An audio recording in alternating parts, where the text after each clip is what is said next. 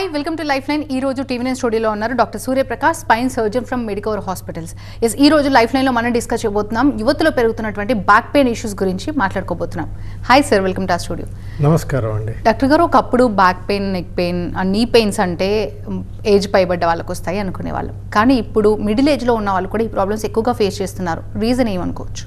యాక్చువల్గా మీరు చెప్పింది చాలా వాస్తవం అండి. మిడిల్ ఏజే కాదు, even young people who are in 20s, who are sitting down and doing a lot of desk job, working on laptops and working on computers for hours together, most of them are complaining అండి back pain, neck pain వీటి వల్ల.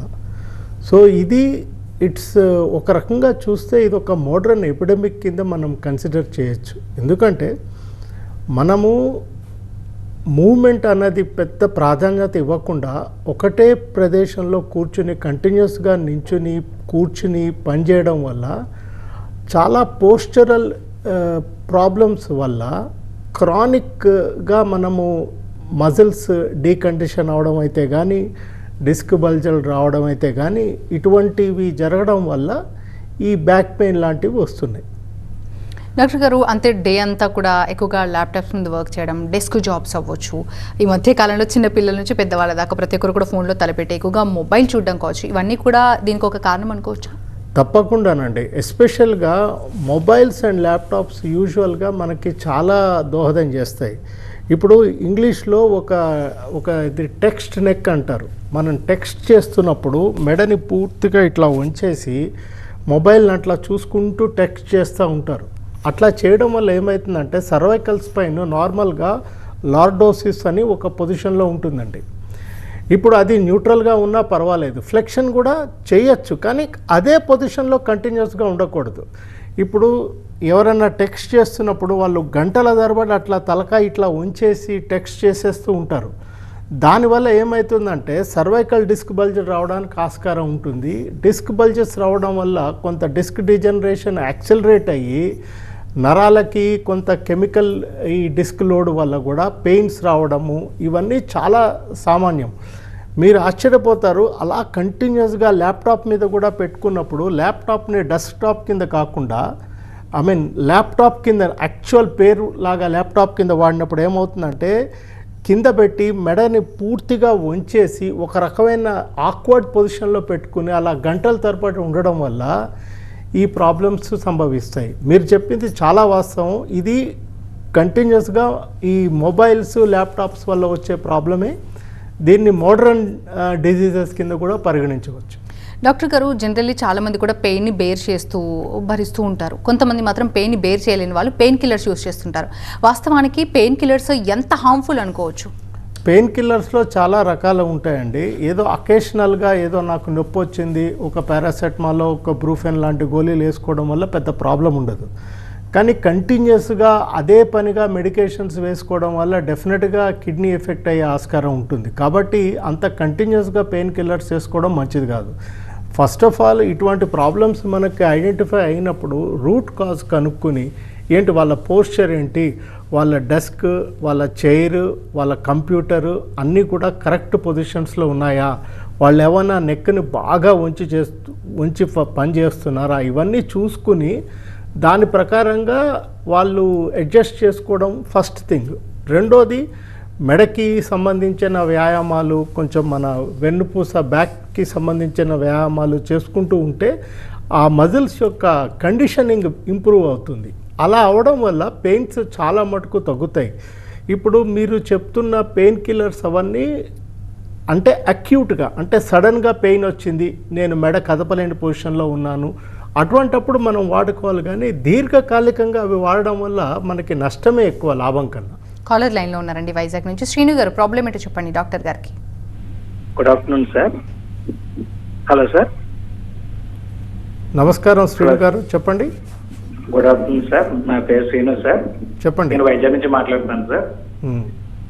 నాది 30 age ఉన్నప్పుడు నేను cricket ఆడుతున్నప్పుడు sudden గా back pain పడేసింది sir. తర్వాత నేను హాస్పిటల్ చూపిస్తే సయాటిగా అన్నారు సార్. అది లోపల వెన్నుపూస అరిగింది అన్నారు సార్. నాకు అలా వెన్నుపూస అలాగా పెయిన్ అలాగే ఉంటుంది సార్. ఇప్పుడు ఎక్కువ వర్క్ చేసిన అలా పెయిన్ ఉంటుంది సార్. ఇప్పుడు నా ఏజ్ 38 సార్. అలా అలా ఉంది సార్ పెయిన్. అప్పుడు ఏమన్నా టెస్ట్లు, ఎక్స్రేలు, ఎంఆర్ఐలు ఏమన్నా చేయించడం జరిగిందండి? చేయించాను సార్. ఎంఆర్ఐ రిపోర్ట్లో ఏమన్నారు డాక్టర్ గారు? అదే వెన్నుపూస జరిగింది, సయాటికా అన్నారు, అంతే సార్. అంటే ఇప్పుడు సాధారణంగా ఏమవుతుందంటే చాలా మందిలో డిస్క్ బల్జులు అనేవి ఉంటాయండి. అన్ని డిస్క్ బల్జులు సిగ్నిఫికెంట్ కాదు, అన్నిటికీ పెద్ద ట్రీట్మెంట్ అవసరం లేదు. కొంతమందిలో డిస్క్ బల్జ్ అనేది సిగ్నిఫికెంట్గా ఉండి నరాన్ని ఒత్తిడి చేసినప్పుడు అలా సియాటిక్ సిమ్టమ్స్ రావచ్చు.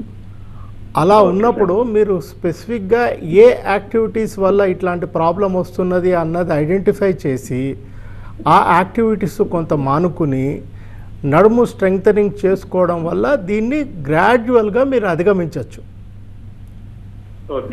యాక్చువల్గా మీ కేసు పరంగా ఏమిటి మీ పద్ధతి అంటే మనము డెఫినెట్గా మీ స్కాను, ఎక్స్రే చూస్తే తప్ప టైలర్ మేడ్ అడ్వైజ్ మీకు ఇవ్వలేము.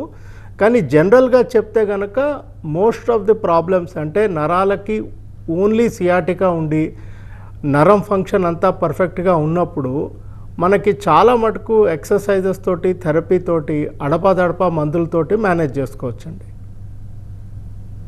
సార్ డాక్టర్ గారు, కొంతమంది మార్నింగ్ లేవగానే కాళ్ళు పట్టేస్తున్నాయి, నడవలేకపోతున్నాం, ఏదైనా కింద పడ్డా కూడా తీసుకోలేకపోతున్నాం, అన్బేరబుల్గా ఉందని చెప్తుంటారు. ఈ లక్షణాలన్నీ కూడా ఎలాంటి ప్రాబ్లంకి దారితీయచ్చు అంటారు?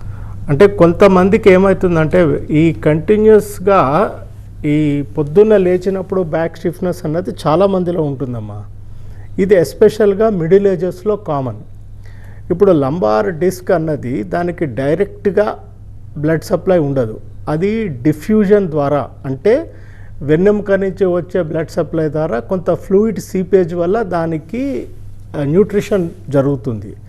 దానికి ఏంటంటే యూజువల్ సైకిల్ ఎలా ఉంటుందంటే పొద్దున్న లేచి మనిషి తిరుగుతున్నంతసేపు ఆ డిస్క్లోని ఫ్లూయిడ్ బయటకు వెళ్ళి నైట్ పడుకున్నప్పుడు ఆ ఫ్లూయిడ్ మళ్ళీ లోపలికి ఇంబైబ్ అవుతుంది అనమాట.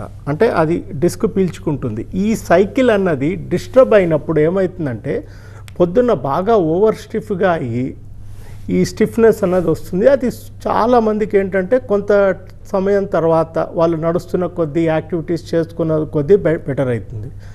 సో ఇట్లాంటివి ఉన్నప్పుడు ఈ డిస్క్ ఫుల్గా హైడ్రేషన్ పొద్దున్న ఉన్నప్పుడు మీరు చెప్పినట్టు పొద్దున్న సరి అయిన వార్మప్ లేకుండా బరువులు ఎత్తడం కానీ ఇటువంటి పనులు చేసినప్పుడు డిస్క్ టేర్ అయ్యి డిస్క్ రప్చర్ అయ్యే అవకాశం ఉంటుంది. ఇప్పుడు మేము చేస్తున్న ఇప్పుడు చాలామందికి ఏమవుతుందంటే, చాలామంది కాదు, వీటిలలో కొంతమందికి ఏమవుతుందంటే ఈ డిస్క్ టేర్ అయిపోయి ఆ గుజ్జు బయటకు వచ్చి నరాన్ని నొత్తి సివియర్ పెయిన్ తోటి నడవలేని పరిస్థితిలో వస్తారు. వాళ్ళకి కన్జర్వేటివ్గా అంటే ఆపరేషన్ లేకుండా వైద్యం కుదరకపోతే సర్జరీ చేయాల్సి వస్తుంది. సో ఇటువంటి యాక్సిడెంట్స్ ఏదైతే డిస్క్ రప్చర్స్ అంటారో ఇవి యూజువల్గా మార్నింగ్ టైంలో ఎక్కువ ఉంటాయి. సో కాబట్టి మార్నింగ్ స్టిఫ్గా ఉన్నవాళ్ళు కొంచెం బెటర్ అయ్యేంత వరకు వంగి బరువు లేపడాలు లాంటి పనులు చేయకుండా ఉంటేనే బెటర్. సో ఇదొక్కటి మార్నింగ్ స్టిఫ్నెస్ ఉన్న వాళ్ళు ఇదొక్కటి గమనించుకుంటే మంచిది. రెండోది ఇంకొక విషయం ఏంటంటే మార్నింగ్ స్టిఫ్నెస్ అన్నది ఈ రొమటాలజికల్ వ్యాధులు ఉన్న వాళ్ళలో కూడా ఉంటుంది. మరి అదొక డిఫరెంట్ థింగ్ ఆల్టుగెదర్. మనము నార్మల్ పేషెంట్స్ గురించి, నార్మల్గా ఇటువంటి వేరే వ్యాధులు లేని వాళ్ళ గురించి మాట్లాడుతున్నాం. ఇప్పుడు రొమటాలజికల్ వ్యాధులు వేరే, స్పెషల్ వ్యాధులు వేరే ఉంటాయి. మనం అవి చాలా రేర్ కాబట్టి వాటి గురించి ఇప్పుడు మనం మాట్లాడట్లేదు. మనం జనరల్గా కామన్ ఫోల్క్స్, మీరు నేను టైప్ వాళ్ళకి మాట్లాడుతున్నాం. ఎస్ డాక్టర్ గారు, కొంతమంది నడుస్తున్నప్పుడు కానీ స్టెప్స్ ఎక్కుతున్నప్పుడు కానీ టక్ టక్ టక్ అని సౌండ్స్ వస్తుంటాయి. ఇవన్నీ కూడా జాయింట్స్ వీక్ అయ్యాయి అని ఒక సిగ్నల్గా భావించవచ్చా? అలా అనడానికి లేదమ్మా. ఎందుకు అంటే చాలాసార్లు ఈ క్రిపిటస్ అంటారు. ఈ క్రిపిటస్ అన్నది ఏంటంటే జాయింట్స్ కదిలినప్పుడు కానీ, ఒక్కొక్కసారి ఈ చిన్న చిన్న మస్కులో అంటే ఈ కండలు కొంచెం జాయింట్ ఎడ్జెస్ మించి జారినప్పుడు కానీ, కదిలినప్పుడు కానీ సౌండ్స్ వస్తాయి. నొప్పి రానంత వరకు వీటి గురించి మనం వరి అవసరం లేదు. చాలామందికి ఈ క్రిపిటస్ చూస్తాం మనం. డాక్టర్ గారు, ఒబేసిటీ చాలా ప్రాబ్లమ్స్కి ఒక రీజన్ అని మనకు తెలుసు, మెయిన్ కాజ్గా కూడా చెప్పుకుంటుంటాం. కానీ మోకాళ్ళ నొప్పికి ఒబేసిటీ కూడా మెయిన్ కాజ్ అనుకోవచ్చా? వెన్ను నొప్పులకి, మోకాళ్ళ నొప్పులకి కూడా ఒబేసిటీ ఎంతో కొంత దోహదం చేస్తుంది. ఒబేసిటీ రెండు రకాలుగా దోహదం చేస్తుంది. ఒకటి ద అమౌంట్ ఆఫ్ లోడ్ అనమాట, వెయిట్ ఏదైతే జాయింట్స్ మీద పడుతుందో అది ఎక్కువ అవడం వల్ల ఒకటి. రెండోది ఏంటంటే నడుముకిను మోకాలకి సపోర్ట్ చేసే కండలు ఒబిసిటీ వల్ల ఫ్యాట్ డిపాజిషన్ వల్ల కొంత వీక్ అవుతాయి. మనం అనుకుంటాము ఒబిసిటీ వాళ్ళలో కండ ఎక్కువ ఉంటుందని, కండ యాక్చువల్గా తగ్గుతుంది ఒబిసిటీ వాళ్ళలో, దానివల్ల ప్రాబ్లమ్స్ వస్తాయి. సో డెఫినెట్గా ఒబిసిటీ అన్నది ఇది కాకుండా కూడా ఒబెసిటీ వల్ల జనరల్ ఇన్ఫ్లమేషన్ అన్నది బాడీలో ఎక్కువగా ఉంటుంది. ఆ ఇన్ఫ్లమేషన్ వల్ల కూడా మనకి ఈ నొప్పులు అవి పెరుగుతాయి అన్నమాట. సో డెఫినెట్గా ఒబెసిటీ అన్నది ఓవరాల్ బ్యాక్గ్రౌండ్లో ప్రతి ప్రాబ్లమ్ని కొంత యాంప్లిఫై చేయడానికి ఆస్కారం ఉంటుంది. డాక్టర్ గారు, జనరల్లీ రన్నింగ్ చేసే టైంలో కావచ్చు, జిమ్లో వర్కౌట్స్ చేసే టైం కావచ్చు, క్రికెట్, బ్యాడ్మింటన్ ఇలా ఏదైనా ఒక ఆట ఆడే అప్పుడు కావచ్చు, ఆ టైంలో ఎక్కువగా ఎలాంటి గాయాలు అయ్యే అవకాశం ఉందంటారు? నార్మల్గా మేడం రెండు విషయాలు ఈ నేపథ్యంలో నేను క్లారిటీ ఇద్దాం అనుకుంటున్నాను. ఎక్సర్సైజు, స్పోర్ట్స్ రెండు వేరే వేరే. సాధారణంగా జనాలు ఏమనుకుంటారంటే, నేను ఎక్సర్సైజ్ నాకు బోర్ కొడుతుంది జిమ్లోకి వెళ్ళి చేయడం, కాబట్టి నేను ఒక స్పోర్ట్ ఆడతాను. స్పోర్ట్ ఆడడం వల్ల ఎక్సర్సైజ్ బెనిఫిట్స్ రావచ్చు, కానీ మీరు ఇంజురీ అనే రిస్క్ యాడ్ చేస్తున్నారు. అదే జిమ్కి వెళ్ళి మీరు వెయిట్ ట్రైనింగ్ కానీ ఎక్సర్సైజ్ చేస్తే అక్కడ మీకు ఇంజురీ అయ్యే అవకాశం చాలా తక్కువ.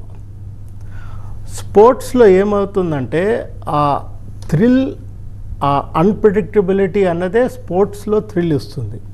సో కాబట్టి సపోజ్ మీరు ఒక బ్యాడ్మింటన్ అనుకున్నాం, బ్యాడ్మింటన్ అన్నప్పుడు మీరు బాగా విగరస్గా బ్యాడ్మింటన్ ఆడినప్పుడు బాగా ముందుకు వంగి షటిల్ లేపాల్సిన అవసరం ఉంటుంది.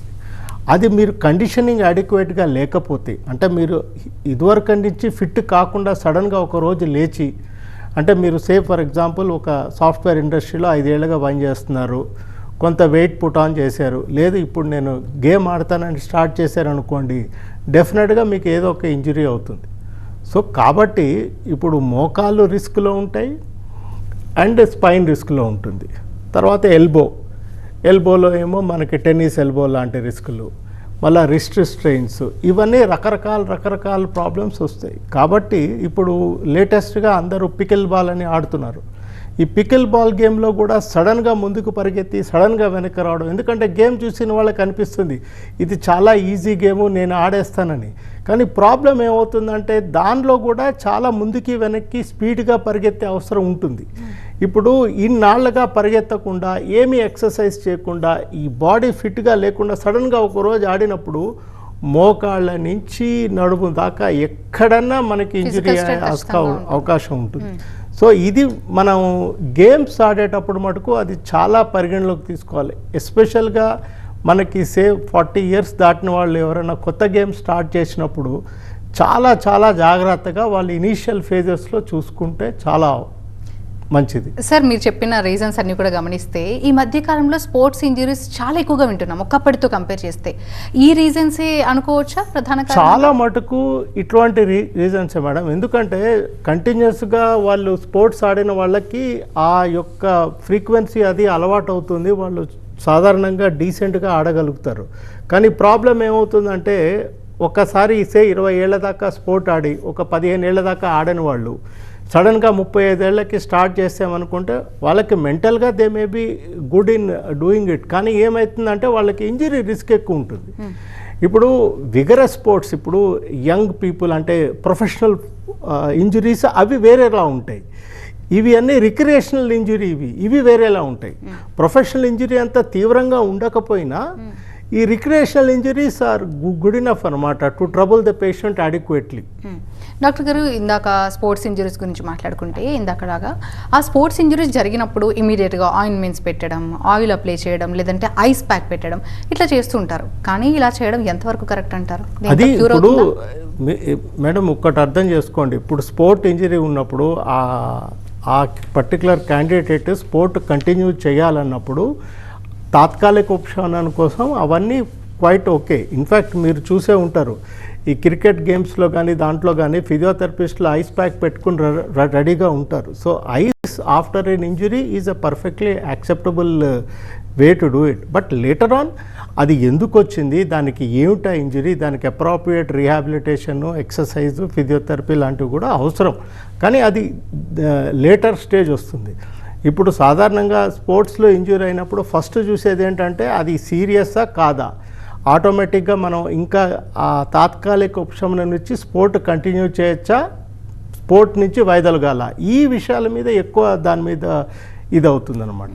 డాక్టర్ గారు ఎస్ అండి ఎల్టీ గురించి అండ్ ఏసీఎల్ గురించి మాట్లాడుకుంటే, లిగమెంట్ టేర్ గురించి, ఏసీఎల్ ఇంజురీస్ గురించి మాట్లాడుకుంటే ప్రధానంగా ఈ ప్రాబ్లమ్స్ అక్కరైనప్పుడు వాటిని నెగ్లెక్ట్ చేస్తే ఎలాంటి కాంప్లికేషన్స్ వస్తాయి సార్?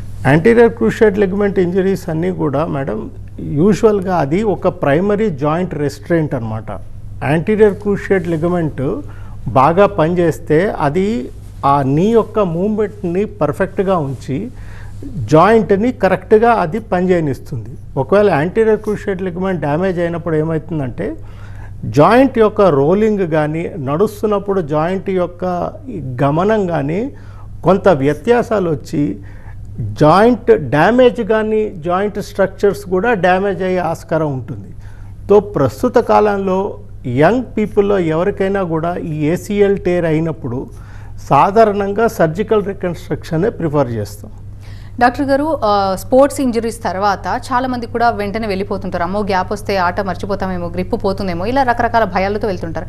బేసికలీ ఎంత గ్యాప్ తీసుకోవాలంటారు? ఎన్ని రోజుల పాటు రెస్ట్ తీసుకున్న తర్వాత మళ్ళీ వెళ్ళాలని చెప్తారు? సాధారణంగా ఇంజరీ అయినప్పుడు మేడం ఫస్ట్ అడిక్వేట్ ట్రీట్మెంట్ తీసుకున్నాక సాఫ్ట్ టిష్యూ హీలింగ్కి యూజువల్గా 6 to 8 weeks మినిమం పడుతుందండి. ఆ టైం ఇస్తే కానీ మనకు ఆ జాయింట్ కానీ ఆ వెన్ను కానీ కరెక్ట్ మళ్ళీ కండిషన్లోకి రాదు. అంటే రెస్ట్ తీసుకోవడం అంటే రెస్ట్ ఒక్కటే కాకుండా రెస్ట్తో పాటు ఐసోమెట్రిక్ ఎక్సర్సైజెస్ అని ఉంటాయి, అవి చేసుకుంటూ పోయి మజిల్ యొక్క కండిషన్ కూడా ప్రిజర్వ్ చేసుకోవాలి. అంటే మనం రెస్ట్ ఇచ్చేసి కంప్లీట్గా ఏం చేయకపోతే కండ కూడా బలహీనం అవుతుంది. ఆ తర్వాత అది ఎక్సర్సైజ్ మన స్పోర్ట్కి వెళ్ళినప్పుడు కౌంటర్ ప్రొడక్టివ్ అవుతుంది. కాబట్టి డెఫినెట్గా మనం రీహాబిలిటేషన్ రెస్ట్తో పాటుగా మూమెంట్ లేని ఎక్సర్సైజెస్, ఐసోమెట్రిక్ ఎక్సర్సైజెస్ అని ఉంటాయి, అవి చేయడం చాలా ఇంపార్టెంట్.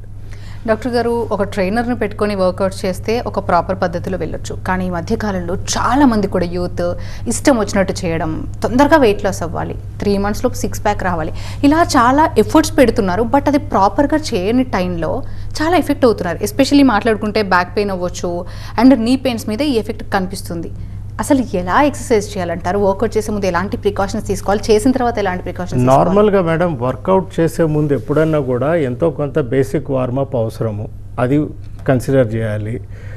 ఇంకొకటి ఏమవుతుందంటే ట్రైనర్ పెట్టుకోవడం వల్ల ఒక బిగ్ అడ్వాంటేజ్ ఏమంటే అతను మీలాంటి క్లయింట్స్ని చాలామంది చూస్తుంటారు కాబట్టి అప్రోప్రియేట్ గైడెన్స్ ప్రాపర్గా ఇవ్వగలుగుతున్నారు. సొంతంగా చేయడం వల్ల ప్రాబ్లం ఏమవుతుందంటే ఒకవేళ ఆల్రెడీ వాళ్ళు చిన్నప్పటి నుంచి ఎంతో కొంత అవగాహన ఉండి చేసే పరిస్థితి ఉంటే ప్రాబ్లం లేదు. కానీ కొత్తగా స్టార్ట్ చేసిన వాళ్ళు ఏమవుతుందంటే అక్కడ జిమ్లో ఇంజురీ అయ్యే అవకాశం ఉంటుంది. అండ్ జిమ్ అనేది జిమ్లో ఇంజురీ అవ్వడం అన్న దురదృష్టంత పని ఇంకొకటి ఉండదు. ఎందుకంటే జిమ్ వెళ్ళేది హెల్త్ కోసం, మనం హెల్త్ కోసం వెళ్ళి ఇంజురీ తెచ్చుకోవడం అన్నది కరెక్ట్ కాదు. సో మనకి యూజువల్గా ఒక గైడెన్స్, ఒక ట్రైనర్ ఉండడమే డెఫినెట్గా మంచిది. లేకపోతే మనకి అన్నెసెసరీ ఇంజురీ అయ్యే అవకాశం ఉంది. ఆ తర్వాత ఒక్కొక్కసారి మనకి ఎక్సర్సైజ్ పొటెన్షియల్ ఉన్నా కూడా మనం భయపడి ఆ పొటెన్షియల్ కూడా వెళ్ళలేకపోయే ఆస్కారం ఉంటుంది. స్పోర్ట్స్ ఆడే ప్లేయర్స్ చాలామంది కూడా ఆటకు ముందు ఎలాంటి జాగ్రత్తలు తీసుకుంటే గాయాల నుంచి తప్పించుకోవచ్చు అంటారు? నార్మల్గా ఇట్ ఈస్ ఓన్లీ మనకి వార్మప్ ఒక్కటే మెయిన్గా చెప్తారండి. ఆ తర్వాత మోస్ట్ ఇంపార్టెంట్ పార్ట్ ఏంటంటే ప్రాపర్ టెక్నిక్. ఇప్పుడు సపోజ్ ఒక గోల్ఫర్ ఉన్నాడు, లేకపోతే ఒక బ్యాడ్మింటన్ ప్లేయర్ ఉన్నాడు అనుకోండి, టెన్నిస్ ప్లేయర్ ఉన్నాడు అనుకోండి, ఒక బాల్ కొట్టేటప్పుడు కానీ బాల్ రిసీవ్ చేసుకునేటప్పుడు కానీ ఒక కరెక్ట్ ప్రాపర్ టెక్నిక్ వాడుకుంటే ఇంజరీ అవకాశాలు తక్కువ. మనం టెక్నిక్ లేకుండా జస్ట్ రఫ్గా వెళ్ళి ఆడడం వల్ల మనకి ఇంజరీ అవకాశాలు ఎక్కువ ఉంటాయి. జాయింట్ రీప్లేస్మెంట్ గురించి బాగా వింటున్నాం సార్. అసలు ఇది ఎవరికి అవసరం అంటారు, ఎంతవరకు సేఫ్ అంటారు? ఒకసారి ఈ ప్రాసెస్ అయిన తర్వాత మళ్ళీ ప్రాబ్లం రికర్ అయ్యే ఛాన్స్ ఉందంటారా? జాయింట్ రీప్లేస్మెంట్ యూజువల్గా యూత్, యంగ్ పీపుల్లో కన్సిడర్ చేయరండి. అది యూజువల్గా ఎల్డర్లీ పీపుల్కే కన్సిడర్ చేస్తారు. అంటే non operative conservative treatment, exercise, physiotherapy, మందులు అన్నీ వాడినా కూడా మనకి అడిక్వేట్ రిలీఫ్ లేదు అన్నప్పుడే జాయింట్ రీప్లేస్మెంట్ కన్సిడర్ చేస్తారు. సాధారణంగా కృత్రిమ జాయింట్ నార్మల్ జాయింట్తో కంపారిజన్ చేస్తే అది లైఫ్ లాంగ్ ఉండదు. కాబట్టి ఆ జాయింట్కి నిర్ణీత దాని యొక్క లైఫ్ ఉంటుంది, 15 ఏళ్ళు 20 ఏళ్ళు అలాగా. సో కాబట్టి ఈ జాయింట్ వేసుకోవాల్సిన పరిస్థితి వచ్చినప్పుడు ఎప్పుడైనా కూడా మనకు ఆ జాయింట్ ఆపరేషన్ తప్ప ఇంకా వేరే మార్గం లేదు అన్నది కన్ఫర్మ్ అయినాక ఆ జాయింట్ ప్రాబ్లం వల్ల క్వాలిటీ ఆఫ్ లైఫ్ బాగా ఎఫెక్ట్ అయినా, అంటే అరుదైన పరిస్థితుల్లో కొంచెం యంగ్ వాళ్ళకు కూడా ఈ ఆపరేషన్ కన్సిడర్ చేస్తారు. సో ఇటువంటి దాంట్లోనే జాయింట్ రీప్లేస్మెంట్ చేస్తారు. ఎందుకంటే ఆర్టిఫిషియల్ జాయింట్ ఎప్పుడైనా కూడా 15 నుంచి 20 ఏళ్ల దాకానే పనిచేస్తుంది కాబట్టి మళ్ళా ఫ్యూచర్లో ఇంకొకసారి జాయింట్ మార్పిడి అవకాశం ఉంటుంది కాబట్టి డెఫినెట్గా అది చాలా కేర్ఫుల్గా ఆలోచించి తీసుకోవాల్సిన నిర్ణయం.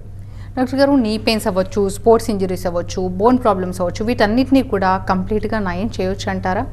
చాలా మటుకు వాటిని అంటే నయం చేయడం అంటే ఒకసారి డ్యామేజ్ అనేది కంప్లీట్గా మనము నార్మల్గా డ్యామేజ్ కాకముందు పరిస్థితికి తీసుకురాలేకపోయినా మెజారిటీ ఆఫ్ ద టైం అది యాడిక్వేట్గా పేషెంట్ మళ్ళీ నార్మల్ లైఫ్కి వచ్చే పరిస్థితి అయితే ఉంటుందమ్మా. మెడికోర్ హాస్పిటల్లో ఇప్పుడున్నటువంటి ప్రాబ్లమ్స్ అన్నిటి గురించి మాట్లాడుకున్నాం కదా, ఎలాంటి ట్రీట్మెంట్స్ అవైలబుల్గా ఉన్నాయి? అన్నీ all joint replacement, spine surgery, everything we have in our hospital madam. And what ever minimally invasive open surgeries based on the requirement కూడా మేము చేయగలుగుతాం. Thank you sir, thanks for being here. ఇది వాళ్ళ life line. చూస్తూనే ఉండండి TV9. Thank you.